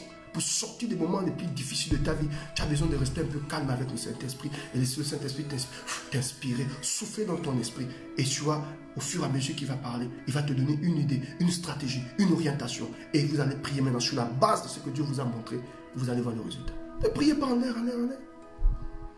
Parce que toutes les copines, tes copines ont des maris blancs. Toi aussi, tu jures que tu dois avoir un blanc. Est-ce que tu sens dans ton esprit que tu peux gérer le blanc? Je vous ai dit que le choix du conjoint dépend de notre vision et de la connaissance de ta propre personne. Si tu ne te connais pas, tu ne peux pas faire le bon choix du conjoint. Au fait, tu ne peux pas choisir l'homme ou la femme de ta vie si tu ne te connais pas. Voilà, le choix du conjoint commence à partir d'abord de la connaissance d'abord de ta propre personne. Tu connais tes faiblesses, tu connais tes erreurs, tu connais tes maladies, tu connais tes manquements. Maintenant, tu choisis la personne en fonction de ta connaissance, de ta propre connaissance. La plus grande bêtise quand vous enseignez dans le choix du conjoint, c'est qu'on vous a dit, il faut regarder un homme doit avoir ceci. Maintenant, on ne vous a pas enseigné on ne vous a pas enseigné à regarder à vous-même. Tu vas avoir un bon choix du conjoint, regarde à toi-même. Tu es comment? Si tu es impulsif, tu es sauvage, tu es impoli, tu ne respectes pas les gens, tu es un bandit, tu es une bandite, tu es obligé d'abord de te transformer toi-même avant de te connecter à quelqu'un. Parce que tu connais tes faiblesses. Et quand tu te connectes à la personne, tu sais que la personne ne va pas te rejeter. Parce que tu es un menteur. Tu sais que la personne ne va pas te rejeter. Et tu n'es pas obligé de cacher ça. Elle sait qui tu es. Il sait qui tu es. Et là, c'est un bon mariage. Mais on a tellement de grands rêves. Tellement la convoitise. Et ce qui explique que la Bible dit, vous ne recevez pas parce que vous demandez mal dans le but de satisfaire vos propres désirs, vos convictions, vos désirs, votre convoitise. Mais quand tu pries par inspiration, Dieu te donne tout ce que tu veux. Ce matin, je prie dans le nom de Jésus. Que mon Dieu te donne l'inspiration et que Dieu te donne la vision. Si tu as ces deux choses, oh maman, tu vas déplacer les montagnes et tu vas posséder beaucoup de choses. Les gens diront, mais comment elle fait? Parce qu'elle ne fait pas les choses pour faire. Avant de faire, elle réfléchit, elle prie, elle appelle son père spirituel, le prophète, on prie ensemble. Et puis Dieu ouvre son esprit, dit, fais ça, fais ça, fais ça. C'est une femme obéissante. Elle ne fait pas pour faire. Non, elle ne voyage pas pour voyager. Moi, j'ai certains de mes enfants là que je vais exposer ici. À chaque fois qu'ils veulent voyager, ils m'appellent. Papa, là, nous sommes en train de prendre. Et parfois, il faut même, avant de voyager, ils m'envoient une offrande. Dit, papa, bénis-nous. Vous allez peut-être dire que bon, c'est un geste. Est-ce qu'ils sont obligés de... Non, c'est même pas moi qui dis bénissez-moi. Eux-mêmes disent, papa, on voyage. Voilà. Prie pour moi, papa, pour que Dieu m'accompagne. Je prie, je dis, Seigneur, ouvre les portes. Accompagne ta servante. Et papa, merci pour la prière. Et elle m'envoie l'offrande. Je dis, waouh. C'est comme ça, en fait. Vous allez peut-être me dire que non. Parce que c'est des personnes qui ont compris. Si Dieu ne déblaye pas ton chemin, qui va le déblayer? Tu peux quitter, tu peux prendre un avion, dire que je m'en vais à Dubaï, prendre des ateliers, et puis paf, tu fais un crash. Tu comprends de quoi je parle? Donc c'est très important de comprendre ça. Il y a des choses comme ça que les autres me disent. Non, la foi est puissante quand tu reçois une révélation de Christ. Elle est puissante quand elle s'appuie sur une vision. Abraham quitte la maison de ton père, il a entendu quelque chose. Il marchait, il ne savait pas, mais il avait reçu une sémence. Et cette sémence-là commençait à produire. C'est cette sémence-là qui a permis qu'Abraham devienne le père de la foi. Parce qu'il avait entendu quelque chose. Vous voulez avoir la foi? Et vous ne voulez pas opérer comme le père de la foi. Même quand Dieu a dit à Abraham, donne-moi ton fils unique, donne-moi ton sacre, donne-moi le sacrifice, quelque chose que tu aimes. La Bible dit, Abraham n'a pas résisté. Il a pris Isaac. Il dit, Isaac, allons, on va voir. Le fils dit, mais papa, le bois est là. Tout ce qui concerne le sacrifice, tu as ça, nous avons ça en main. Mais où est le sacrifice? Il dit, mon fils, Dieu se pourvoira. Il a amené son fils sur la montagne au moment où il voulait tuer l'enfant. La Bible dit, Dieu dit à Abraham, non, Abraham ne fait pas du mal à l'enfant, voilà, je pouvais obéir. Dieu ne peut pas te demander de sacrifier quelque chose s'il n'a pas prévu déjà la récompense. Donc les amis, vous voulez produire, je vous en supplie, ne faites pas comme les autres. Priez sur la base de l'inspiration et sur la base de la vision. Vous allez posséder tout. Visualisez les choses. Vous allez me dire, prophète, certainement, comment visualiser? Restez un peu calme. Il y a des jours où tu mets seulement la louange, tu prends au moins 30, si c'est plus fort que toi, si c'est plus fort que toi, une heure bien, un jour enfermé, prends au moins 30 minutes ou 25 minutes où tu mets la louange, tu es dans la chambre et tu écoutes les louanges, ou parfois tu arrêtes tout et tu pries du Seigneur par rapport à ça. Aide-moi. Quelle est l'idée que tu me donnes? La pensée. Au plus profond de ton cœur, il y a une idée, il y a une pensée, il y a une orientation que Dieu va te donner. Il va te dire, fais ça, fais ça, fais ça. Tu ressens ça dans ton esprit, c'est comme un désir. Et maintenant, l'Esprit de Dieu, maintenant, prie par rapport au désir que tu viens de ressentir. Et c'est quand vous priez par rapport au désir, à la vision, à la parole que Christ vous donne dans le lieu secret. Quand vous sortez maintenant de la chambre, il y a des résultats. Et moi, je voulais vous donner ces secrets. Parce que je suis fatigué de voir les gens prier pour prier. Vous priez pour rien. Vous donnez des sujets qui ne produisent rien. Priez en fonction de ce que vous avez entendu. Et en fonction de ce que Dieu vous a montré. Vous allez, je vous garantis, que vous allez vivre le résultat. Là, je vous ai donné ma propre subsistance, le plus grand secret de tous les temps. On ne prie pas en l'air, en l'air. C'est ce qui explique que vous voyez des personnes rentrer dans votre présence. Il dit, bon, la semaine prochaine, je dois partir, avant la fin de cette année, je dois acheter au moins 3 terrains. Tu as la personne, pourquoi? Non, je dois bâtir des maisons là parce que j'ai même déjà le plan. Là, je dois appeler l'architecte, il doit voir comment élaborer ses plans. Il parle comme si le gars est déjà transporté. Ne vous inquiétez pas, il a ses temps de douleur, il a ses temps de solitude. Ce monsieur-là est en train de vous décrire ce qu'il a reçu dans la présence de Dieu. Ce monsieur est en train de vous décrire le projet qu'il a reçu dans l'intimité. Ça ne se passe pas comme ça. Vous voyez quelqu'un venir dans un pays, il dit, bon, cassez-moi, il achète tout un domaine et puis il commence à... Il casse tout. Et quand il casse tout, il commence à faire sortir des choses de terre. Et voilà. Le projet est venu dans l'inspiration, est venu dans l'esprit. Il y a des penseurs, il y a des gens qui réfléchissent, des amis. Apprenez à rester seul avec Dieu. Apprenez à écouter ce genre de messages. Ça va vous remplir, ça va vous donner une idée. Ne priez pas en l'air, en l'air. Même dans l'exercice du ministère, on ne pose pas les mains à tout le monde. Dans l'exercice du ministère, on ne prêche pas n'importe où. Je me souviens un jour, un homme de Dieu m'avait invité à une église de 2000 places. 2000 places. J'étais devant là. Et l'homme de Dieu, il y a eu la louange, tout. Dans un pays africain, que je ne vais pas dire le nom, 2000 personnes.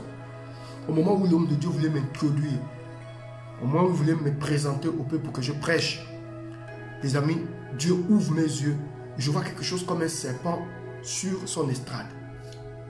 J'ai inventé quelque chose sur place. Je dis, oh, j'ai fait signe à l'homme de Dieu que je vais aux toilettes. Les amis, je n'allais pas aux toilettes, j'ai pris ma voiture, j'ai parlé. Parce qu'il y a des estrades, quand tu montes là, c'est la fin de ta vie. Je connais beaucoup d'hommes de Dieu qu'on a tués comme ça. Parce que tu as le succès, parce que tu as la chose, qu'est-ce qu'on va faire? On te piège à partir d'un micro, on te piège à partir de l'estrade. C'est-à-dire quand tu montes là, il prend toute ta chance. Je vis un serpent planer. Je vous dis physiquement, j'ai vu. Après, paf, ça disparaît. Comme une vision ouverte. Vous savez que je suis un prophète. Dieu m'a dit, ne prêche pas dans cette église, je suis parti. J'ai une de mes filles un jour au Gabon. Elle était tellement belle. Une dame est venue un jour comme ça. Elle dit, ah ma soeur, vraiment tu as de beaux cheveux. Elle a caressé seulement les cheveux de ma fille là. Dès que ma fille est rentrée à la maison, les cheveux commençaient à tomber comme ça. Les cheveux commençaient à tomber comme ça. Faites attention les amis. Faites attention. On ne rentre pas dans des relations n'importe comment. On n'écoute pas n'importe qui. On ne se connecte pas n'importe qui. On n'ouvre pas son cœur à n'importe qui. Il faut une inspiration, une orientation. Il faut des tests. Cette copine-là, ça fait 15 ans, 5 ans ensemble. Il y a des gens comme ça. Tu rentres en relation avec une copine, mais tu l'aimes bien, mais elle ne t'aime pas. Tout ce que vous faites dans le secret est toujours révélé en plein jour. C'est des gens qu'il faut se séparer. Attends, tu vas dire, ah non, je ne me sépare pas de la... Dieu parfois passe même par ton rêve. Il passe par les rêves. Il te montre que cette personne est mauvaise. Mais comme tu aimes l'ambiance, tu n'as pas le courage de dire à la personne, déconnectons-nous. C'est comme des ex. Tu as un ex qui te fatigue, il faut te déconnecter de lui. Il y a des ex qu'il faut jeter, tu vas même plus avoir son téléphone. Dieu t'a déjà montré que ça là, parfois il te montre les rêves, te dit, lui là va te tuer. L'enfant là va te tuer. Mais comme il sait bien te parler, il sait bien te prendre, il te fait rire. Quand ton mari n'est pas là, quand ta femme n'est pas là, ton copain n'est pas là, il te fait rire. Donc tu gardes le numéro quand même. Tu n'as pas compris, parfois Dieu passe par les rêves. Il passe au travers de certaines personnes.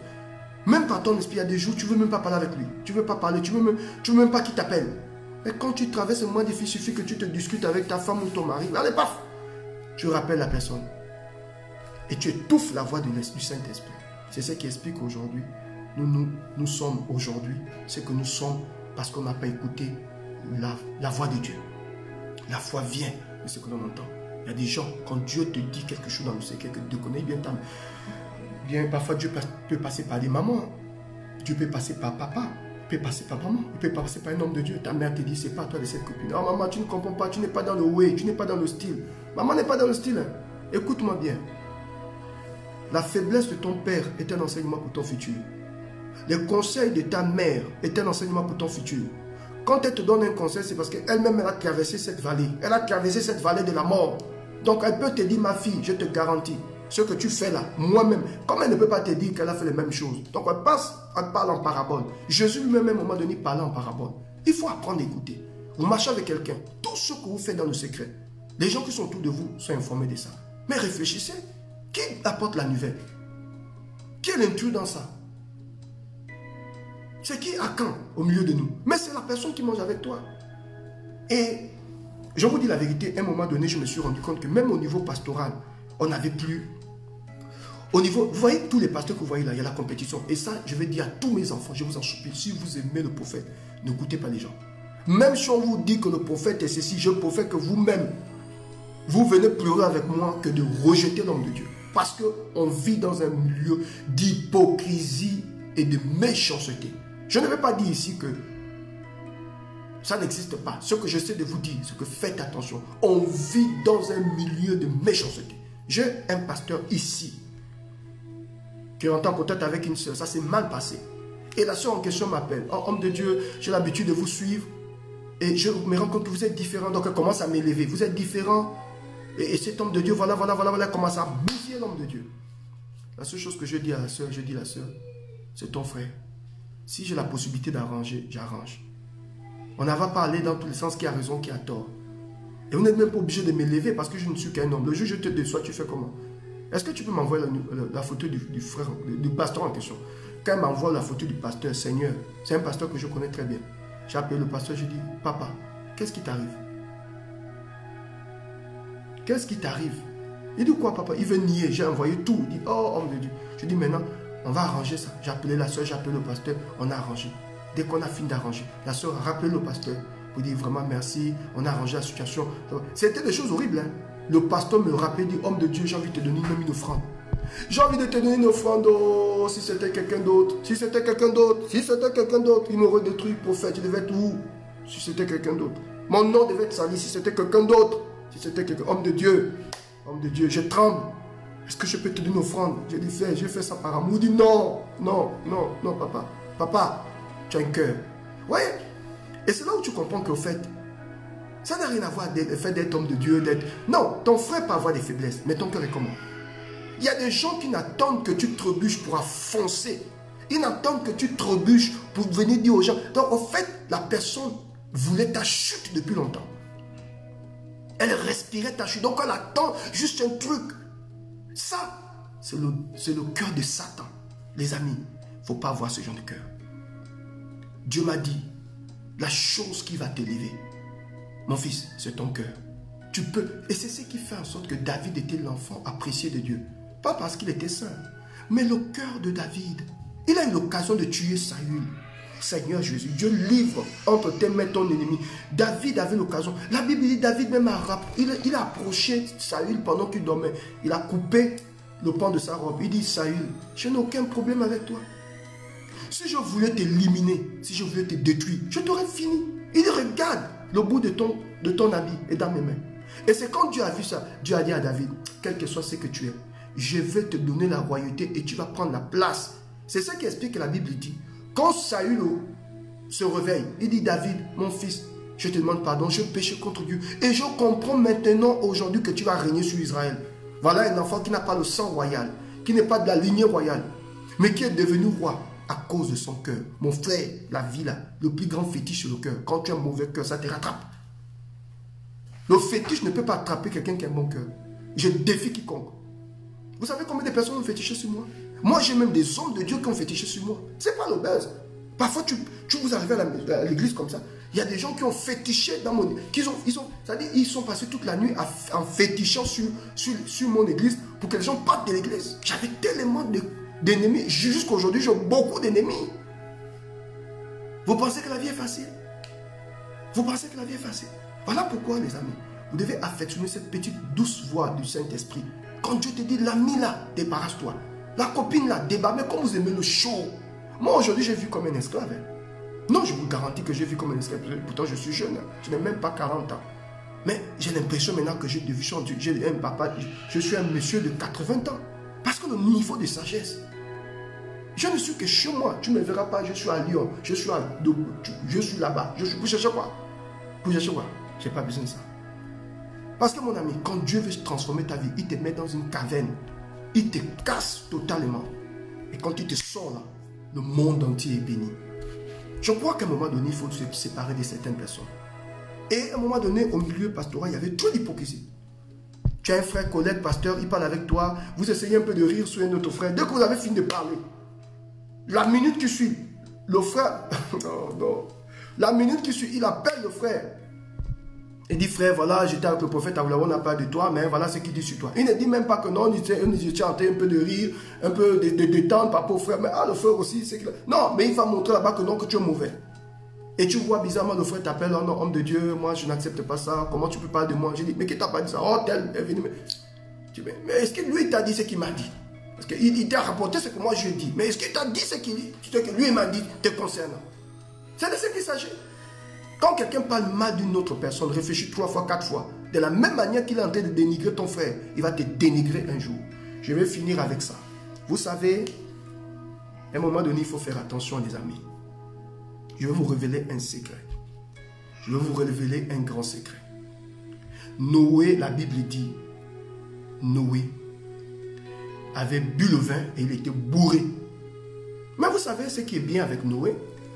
C'est que Noé n'a pas bu le vin en ville. Noé a bu dans sa maison. Et on ne sait pas pourquoi il s'est déshabillé. Parce que tu peux boire aussi sans se déshabiller. On ne sait pas ce jour-là. Si le vieux père, le vin était monté au cerveau. Mais la Bible nous dit que son fils est venu rentrer. Il est rentré dans la maison, dans la chambre. Et il a vu son papa nu. Il est parti dire aux autres, venez voir papa là-bas nu. Vous savez, la vérité c'est que Noé n'avait pas péché. Parce qu'il ton péché devient un péché mortel quand il devient une occasion de chute pour ta génération. Noé a bu le vin dans sa maison. C'est celui qui est venu, qui a rapporté. C'est celui qui est parti dire aux autres qui est parti expliquer la nudité de son père, qui a péché. Parce que Noé, il a bu dans sa chambre. Et cet enfant n'a pas compris qu'il avait le privilège de rentrer dans la chambre de son père sans toquer. Ton père t'a demandé de rentrer dans la chambre? Non. S'il a vu la nudité de son père, c'est qu'il avait là, de temps en temps le privilège, sinon la grâce, il rentrait dans la chambre de son père. Il rentrait dans la maison de son père sans toquer. Et quand il a vu son père nu, il est parti rapporter.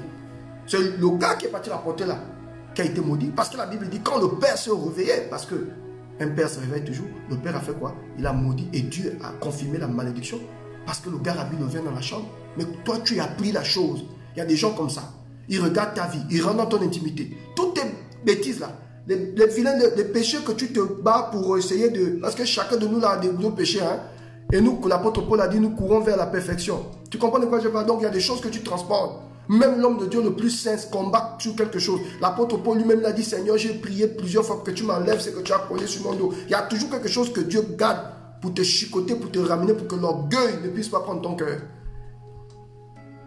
Mais c'est toi qui prends la nudité de ton frère, de ta soeur, qui va rapporter ça, qui pêche. Oh non, je vais te dire ce que maman a dit sur toi. Tu sais que la femme est mauvaise. Oh. Ce qu'elle a dit sur toi, je te dis que la femme, on était ensemble à Québec. La façon selon laquelle elle a parlé de toi, je te dis ma fille, ma soeur. Non, non, non, ne fais pas ça. Et pourtant c'est ta copine, hein. C'est toi qui pêches. C'est pas la maman Olga. Parce que maman Olga t'a pas dans le cadre de l'intimité. Elle t'a pas dans le cadre de l'amitié. Toi tu as pris ça maintenant, tu as divulgué la chose. Tu es parti dire au monde entier qu'elle est mauvaise. C'est toi qui pêches, c'est pas elle. C'est toi qui as l'occasion de chute. Tu as une occasion de scandale. Parce que la chose s'est passée dans le secret. Maintenant, toi, tu prends, tu amplifies. Qui pêche? Ce n'est pas celui qui a fait dans le secret. C'est celui qui amplifie la chose. Et il y a beaucoup de personnes comme ça qui ont péché. Ainsi, la Bible dit, ne participez pas au péché d'autrui. C'est des versets bibliques qui sont là. Peut-être que vous pensez que je vends ça. Ne participez pas au péché d'autrui. Quand tu entends quelque chose sur un homme de Dieu, ma soeur, ferme tes oreilles, continue ta route. La Bible dit, tu regarderas mon serviteur comme un homme saint. Dieu ne dit pas qu'il est saint, mais Dieu dit, tu regarderas mon serviteur comme un homme saint. Parce que si tu ne regardes plus comme un homme saint, tu ne peux plus recevoir son message. Et le diable est subtil, le diable sait. Le diable sait que les hommes de Dieu ont des faiblesses. Le diable sait que les enfants de Dieu ont des faiblesses. Quand tu veux te déconnecter de ton oncle, il va te montrer là. Il va chercher à appuyer les erreurs de ton oncle, les erreurs de ta mère. Ma mère est mauvaise. Je ne peux pas pardonner ma mère. Comment elle peut m'insulter devant les gens? Et tu as des bandits qui sont tout comme ils veulent ton argent. On te dit non, ta mère ne te respecte pas. C'est pas toi de ta mère. Et toi, quand tu te respectes, ma mère ne me respecte pas, qu'elle me respecte pas, ça ne changera pas, c'est ma mère. C'est la compréhension que vous devez avoir. Combien de familles ont été divisées? Aujourd'hui, tu n'arrives plus à parler à ta mère parce que tu estimes qu'elle n'aime pas ton mari. Moi, j'ai une maman comme ça qui m'appelle, dit papa, je souffre. Ma fille aujourd'hui, je gardais ma fille. Elle a grandi, j'ai sponsorisé ses études. Aujourd'hui, elle travaille dans une grande structure. Ma tante m'a déconnecté de ma fille. Elle est partie s'aimer des paroles bizarres en disant à ma fille que non, ta maman ne t'aime pas parce qu'elle n'aime pas ton mari. Parce que j'avais repris ma fille. J'avais dit à ma fille, ton mari ne peut pas te traiter comme ça. Je suis ta mère, règle cette affaire. La tante est partie alimenter. Tu vois, elle ne t'aime pas. Elle n'apprécie pas ton mari. Et bizarrement, elle a réussi à faire asseoir son règne. La fille s'est déconnectée de sa mère. Et c'est la tante qui bénéficie de son bien. On appelle ça quoi? Si ce n'est pas la sorcellerie, donnez-moi un autre nom. Donnez-moi. Si ce n'est pas la sorcellerie, donnez-moi un autre nom à ça. C'est de la sorcellerie. Regardez ce frère qui a eu le problème avec la soeur. Un problème grave que je réglé. Ce frère aujourd'hui me respecte. Pas parce que j'ai de l'argent, pas parce que je suis son... Non, il me respecte parce qu'il s'est rendu compte que cet homme a un cœur. Et si j'en parle, c'est pour vous édifier. Et vous remarquez que je ne donne pas le nom du frère. Donc, imagine que si c'était moi, est-ce qu'il aurait fait la même chose? Donc il y a des gens qui sont déjà naturellement méchants, naturellement sorciers. Tu comprends? Ils sont déjà naturellement, ça n'a rien à voir parce qu'il est tombé, non. Ils sont naturellement sorciers. Naturellement. Voilà pourquoi il faut faire attention. Ne vous connectez pas à n'importe qui. Ne vous associez pas à n'importe qui. Parce que vous savez que vous avez des faiblesses. Parce que vous savez que vous n'êtes pas juste. Il y a des femmes ici, vous me suivez. Quand vous êtes dans votre temps de détente, vous vous dégagez. Parce que vous estimez que c'est votre copine. Oh, ma copine, on va aller en boîte. Vous grouvez. Pourtant, vous êtes chrétienne. Vous grouvez, vous dansez, et puis tu l'amènes à la maison, elle saute sur ton lit. Parfois, vous préparez, et puis il balance. Parfois, on ne l'a même pas les assiettes à cause du vin. Vous êtes fatigué, vous vous amusez. Et puis, bizarrement, pendant que vous êtes en train de faire tout ça, comme elle sait que tu as un grand nom, elle sait que tu as une personne qui te respecte, tu aimes un fiancé, bien un homme qui t'aime bien, mais qui a beaucoup d'argent, elle te filme. Hein. Elle balance sur les réseaux sociaux. Ou elle t'enregistre, elle balance sur les réseaux sociaux. Si ce n'est pas la sorcellerie, c'est quel nom? Toi, tu es ma copine. Toi, tu es ma soeur de cœur, mon frère de cœur, ma fille ou mon fils. Toi et moi, nous partageons des choses. Et parfois, vous savez que quand vous parlez, il y a un débordement. Voilà pourquoi la Bible dit, la bouche qui parle ne manque pas de péché. Voilà pourquoi Dieu nous exhorte à ne pas trop. Et c'est des choses vraiment que le Seigneur a réglées dans ma vie. Le démon là m'a fui. Il est très loin de moi. Frère, les choses sales sorties de ma bouche, non. Jamais. Non, non, non, non. Parfois on est là, non, tu es dans l'ambiance. Ah, c'est ma copine, c'est ma soeur. Elle va me protéger. C'est ma copine, c'est ma soeur, elle ne peut rien faire. Toi, c'est moi. Moi, c'est toi, ma soeur. Ma copine, non, jamais. Voilà que ta copine, tu ne sais pas que c'est cette femme-là qui détruit ta vie. Et que si tu t'étais déconnecté de cette femme, de ce monsieur, il y a longtemps, tu devais influencer ta génération. Il y a longtemps, tu devais posséder beaucoup de choses. Combien de personnes ont raté des mariages? Combien de sœurs ont raté des mariages? Ta copine et toi, vous êtes au restaurant. Tu sens une envie d'aller aux toilettes. Dis, écoute, j'ai envie d'aller me soulager. Bon, je te laisse à ton beau-frère. Le monsieur et toi, ce n'est pas encore vraiment ça. Vous êtes rencontrés peut-être sur Internet ou peu importe. Ça fait à peine, premier rendez-vous, tu amènes ta copine. Tu dis, écoute, je me soulage, j'arrive. En 2, 4, 6, elle a déjà donné le numéro. Et quand tu reviens là, les deux se regardent dans les yeux. Tu as perdu le mari. Elle récupère. Ah, mais ton blanc est où? Ah non, je ne sais pas. Depuis, il ne m'appelle plus. Il sort avec ta copine. En 2, 4, 6. Vous voyez, il y a des choses. Si ce n'est pas la sorcellerie, donnez-moi ces noms. Si on n'appelle pas ça sorcellerie, donnez notre nom à ça. Je crois de tout mon cœur que ce n'est pas parce que tu dénigres la vie de quelqu'un que tu vas prendre ses bénédictions. Je répète, ce n'est pas parce que tu dénigres la vie de quelqu'un que tu vas prendre ses bénédictions. Ce n'est pas parce que tu détruis l'église de quelqu'un que tu vas prendre ses brebis. Ce n'est pas parce que tu mystifies les gens comme ces bandits-là qui a fait un profil avec mes photos pour donner des prophéties aux gens, pour écailler les gens. Il a des contacts au Bénin, il a des contacts ici en France, il a des contacts un peu partout. Il dit aux gens s'aimer, acheter les chaises, acheter les pupitres. J'ai fait passer conneries, tout le monde connaît le numéro du prophète Aoulaou. Mon numéro, c'est celui qui est là. Si tu ne m'appelles pas à ce numéro, ce n'est pas moi. Et ils ont plusieurs numéros comme ça. Ça, c'est de la sorcellerie. À un moment donné, nous devons nous asseoir, Seigneur. Je vais te faire confiance. Je vais faire confiance à l'Esprit de Dieu. Dieu va te parler dans le secret. Et ce que Dieu te donne dans le secret. La plupart des personnes, qui ont détruit ma vie, c'est des personnes à qui je fais confiance. C'est des personnes qui rentrent dans mon intimité. Ce n'est pas des inconnus. L'inconnu ne te connaît pas. Un homme inconnu ne te connaît pas. Celui qui va te faire mal, c'est celui qui mange avec toi, qui rit avec toi, qui se balade avec toi. Voilà pourquoi moi aujourd'hui, je dis à mon épouse, on n'a plus des amis, on n'a plus des frères, on n'a plus de sœurs. Toi, tu es ma sœur, moi je suis ton frère et mes enfants sont nos petits frères, nos petites sœurs. Ça nous suffit. Si on sort dans ce cadre, c'est pour influencer les gens, c'est pour aider les gens. Voilà pourquoi je suis en train de me battre pour mettre en place cette fondation pour aider le monde entier. Parce qu'il est question de ça. Il est sagesse. C'est de ça qu'il s'agit. Le jour comment mourir, on va dire quoi à Dieu? Non, Seigneur, j'étais un grand homme de Dieu, j'étais un prédicateur et puis j'ai passé mon temps à prêcher, faire les miracles. La Bible dit beaucoup de personnes là, beaucoup me diront, Seigneur, Seigneur, n'avons pas guéri, faire des miracles. Il dit, je ne vous ai jamais connu. Éloignez-vous de moi. Moi aujourd'hui, je n'ai plus d'amis. Si un frère me reconnaît en route, oh mon frère, ça va, et au ministère, j'ai toutes mes choses là, je garde dans mon ventre. Je vous dis, les amis, on vit sur une terre compliquée. Faites attention, les amis. Vous qui ouvrez vos cœurs là.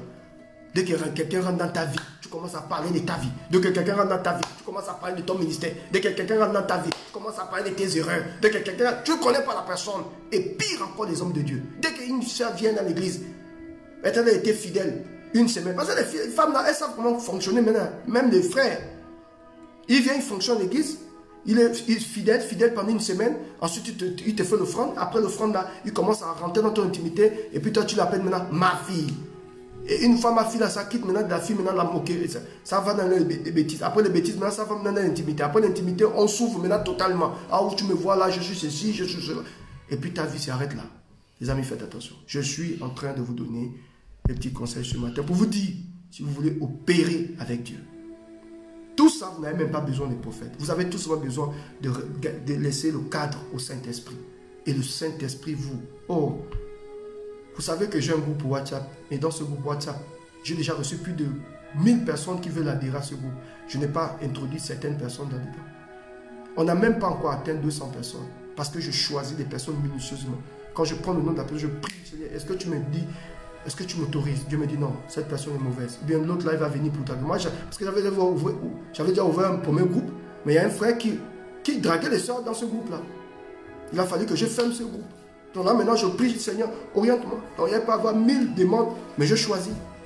C'est la même chose avec la vie, c'est la même chose avec l'accomplissement, c'est la même chose avec les projets, c'est la même chose. Prenez du temps. La foi vient de ce que l'on entend. Qu'est-ce que tu as entendu? Avant de faire quoi que ce soit, entends quelque chose. Avant d'exécuter quoi que ce soit, entends quelque chose. Reste dans la présence de Dieu. Il y a des gens que tu dois te déconnecter d'eux. Il y a des personnes qui ne doivent pas écouter, qui ne doivent pas voir tes pleurs. Il y a d'autres qui ne doivent pas écouter le cri de ta douleur. Parce que les gens ne cherchent que des informations. Moi, je vous enseigne des choses que moi j'ai vécues, que j'ai traversées. Les erreurs d'un père, c'est un enseignement pour le futur de ses enfants. Et parfois, Dieu fait de nous des hommes de Dieu. Et Dieu nous permet de vivre certaines pressions pour vous aider. Et le message que nous prêchons aujourd'hui, c'est un message vécu. Ce sont des choses, des pressions, des choses comme des trahisons que nous transformons en message pour essayer d'édifier le plus grand nombre de personnes. Je crois en vous. Je sais que vous êtes appelés à faire des grandes choses. Mais protégez votre cœur, protégez votre vie. Vous voulez influencer les gens? Vous voulez influencer votre génération? Vous voulez être une source de bénédiction? La foi vient de ce que l'on entend. Ce que l'on entend vient de la parole de Christ. La parole révélée de Christ. Mettez en avant la parole. Écoutez, ce que vous avez entendu, mettez-le en avant et mettez en avant la foi. Je vous garantis, plutôt la vision. Je vous garantis que le monde viendra à vos pieds. Les gens vont vous célébrer pour le don que vous êtes, pour la grâce que vous incarnez. Je vous bénis tous ce matin. Et je déclare que l'ange éternel campe autour de vos vies et vous arrache de tout danger. Que cette journée soit une bonne nouvelle. Oh, que ces paroles restent gravées dans votre cœur. Que le Seigneur vous éloigne des mauvaises personnes. Que Dieu vous éloigne des gens qui se servent de votre intimité pour vous détruire, pour se moquer de vous, pour se foutre de vous. Que Dieu vous éloigne de ces personnes. Je vous en supplie. J'ai vécu ça. C'est ma propre subsistance que je vous prêche. Faites attention les amis. Quelqu'un peut se foutre de toi à une dimension. C'est-à-dire, toi tu es vrai avec la personne, mais la personne malsaine. Il y a l'hypocrisie, il y a le mensonge. Et vous vous ouvrez bêtement. Il faut apprendre à vous cacher. Apprenez maintenant à vivre comme votre père. Je suis que chez moi. Je ne me balade pas avec les Africains. Non. De temps en temps, j'ai des amis blancs là. Prophète Aoula, on va prendre un café, je dis oui, au milieu des blancs. Parce que le blanc, quand il t'aime, il t'aime. Le noir, quand il t'aime, ne t'aime pas. C'est la sagesse. Ça ne veut pas dire qu'il n'y a pas de bons noirs, il y a des bons noirs. Il faudrait que Dieu me parle encore. Que l'homme africain, que Dieu nous aide. Pire encore, les gens qui vivent ici en Europe, faites attention avec les noirs. Vous êtes au milieu de vos frères, c'est pour faire du bien. Moi, je dis à Dieu, Seigneur, donne-moi assez. Au milieu de mes frères, c'est pour faire du bien. Si je rencontre un noir, oh mon frère, ça va. Oh prophète, si je dis non, qu'est-ce que tu veux faire dans la vie? Oh non, voilà, c'est quelque chose, fais quelque chose. Voilà. Mais pas les affinités, hommes de Dieu, on peut aller boire un pot. Non, non, non, non, non. Les Africains. Ici, en Europe, faire attention les amis. Parce que l'Africain n'aime pas l'élévation de son frère. Quand tu te vois élevé, il réfléchit, il se dit, mais pourquoi? Ça veut dire quoi? Il veut montrer quoi? Oh, le blanc, lui, c'est pas ça. Tu comprends de quoi je parle? Le blanc, lui, veut te voir progresser. Il veut même t'aider. Qu'est-ce que tu peux faire? Regarde, tu as un talent. Mais tu as une capacité. Mais tu es un influenceur. Tu comprends? Parce que j'ai fait le constat. La plupart des noirs que je montre, mais ce que je fais. Oh non. Mais quand tu montes sur lui, il est mystifié. Il dit, oh, mais c'est formidable. Mais vous êtes un influenceur. Mais monsieur, mais nous apprécions. Nous apprécions. Ouais. Donc, il faut faire attention. Donc, protégez-vous. Moi, aujourd'hui, je me protège. Avant, j'étais jeune prédicateur, je comprends. Aujourd'hui, vraiment, Dieu, vraiment, est en train de faire un travail de fou. Quel que soit ce que Dieu peut faire dans ta vie, ne parle pas. Les bénédictions ne parlent pas. Il y a un temps où Dieu te demande de parler. Le monde ne parle pas. Ne parle pas d'une vision qui ne s'est pas encore accomplie. Ne parle pas de quelque chose qui ne s'est pas. Il y a beaucoup de témoignages comme ça que Dieu est en train de faire, mais je ne parle pas. Avant, oh là là, dès que Dieu fait, je parle. Et le sorcier qui t'entend parler là, il te frappe encore plus. Il ne faut pas parler. Il faut garder la bouche fermée. Laisse même les gens imaginer comme qui tu es, qu'est-ce que tu es devenu. Il faut laisser ça. Ça, c'est bon pour vivre longtemps. C'est quand il y a la manifestation que le bruit de ta réussite parlera. Pour le moment, tu n'as pas besoin de parler. Pour dire quoi aux gens? Les gens s'en foutent. Au contraire, tu vas te réveiller des sorciers bêtement. Donc voilà le petit conseil que je vous donne ce matin. Vous commencez cette journée avec le Seigneur. Je vous aime de tout mon cœur. Merci pour ceux qui m'aiment. Merci pour les gens qui portent le prophète Aoula Steve. Merci pour des personnes qui sont autour de moi. Merci pour votre amour. Je suis le prophète Steve Amoulaou, votre humble serviteur. Seigneur, je vais te rendre grâce. Merci pour ta fidélité. Je bénis toutes les personnes connectées. Que la grâce de l'Éternel, la faveur de l'Éternel, que l'ange éternel campe autour de vos vies et vous arrache de tout danger. Bonne journée à vous. J'ose croire que ce message vous a fait énormément de bien. Je suis le prophète Aoulaou. Je suis là avec vous. Vous avez une préoccupation, vous voulez bénir mon ministère, vous avez le numéro. Vous voulez que je prie pour vous, vous avez le numéro. Vous voulez écouter ma voix, vous avez le numéro. Vous voulez m'inviter, vous avez le numéro. Et nous allons ensemble piller l'enfer pour peupler le ciel. Voilà, je vous aime de tout mon cœur. Bonne journée à tous. J'ose croire que ce message vous a énormément béni. Merci pour votre présence. Merci pour votre présence. Merci pour votre présence. Bonne journée. Je vous aime. Je vais célébrer le Seigneur pour la sœur Blanche qui était connectée, Maman Olga qui était connectée, Clara qui était connectée, Grande Sam qui était connectée, Pasteur Grâce, Lucie, et les autres, vous êtes vraiment nombreux, Natacha, Darlene de Susanna, ma fille personnelle, tous mes enfants connectés, je vous aime, je vous aime, je vous aime. Prenez soin de vous, beaucoup de courage, n'abandonnez pas, ne baissez pas les bras, commencez cette journée avec la force, avec la grâce, réécoutez ce message. Je vais envoyer ça sur YouTube. Vous écoutez le message, ça vous fera énormément plaisir. Voilà, donc je vous aime. Bonne journée, bonne journée. Ciao, ciao, ciao, ciao. Merci à vous. Bonne journée.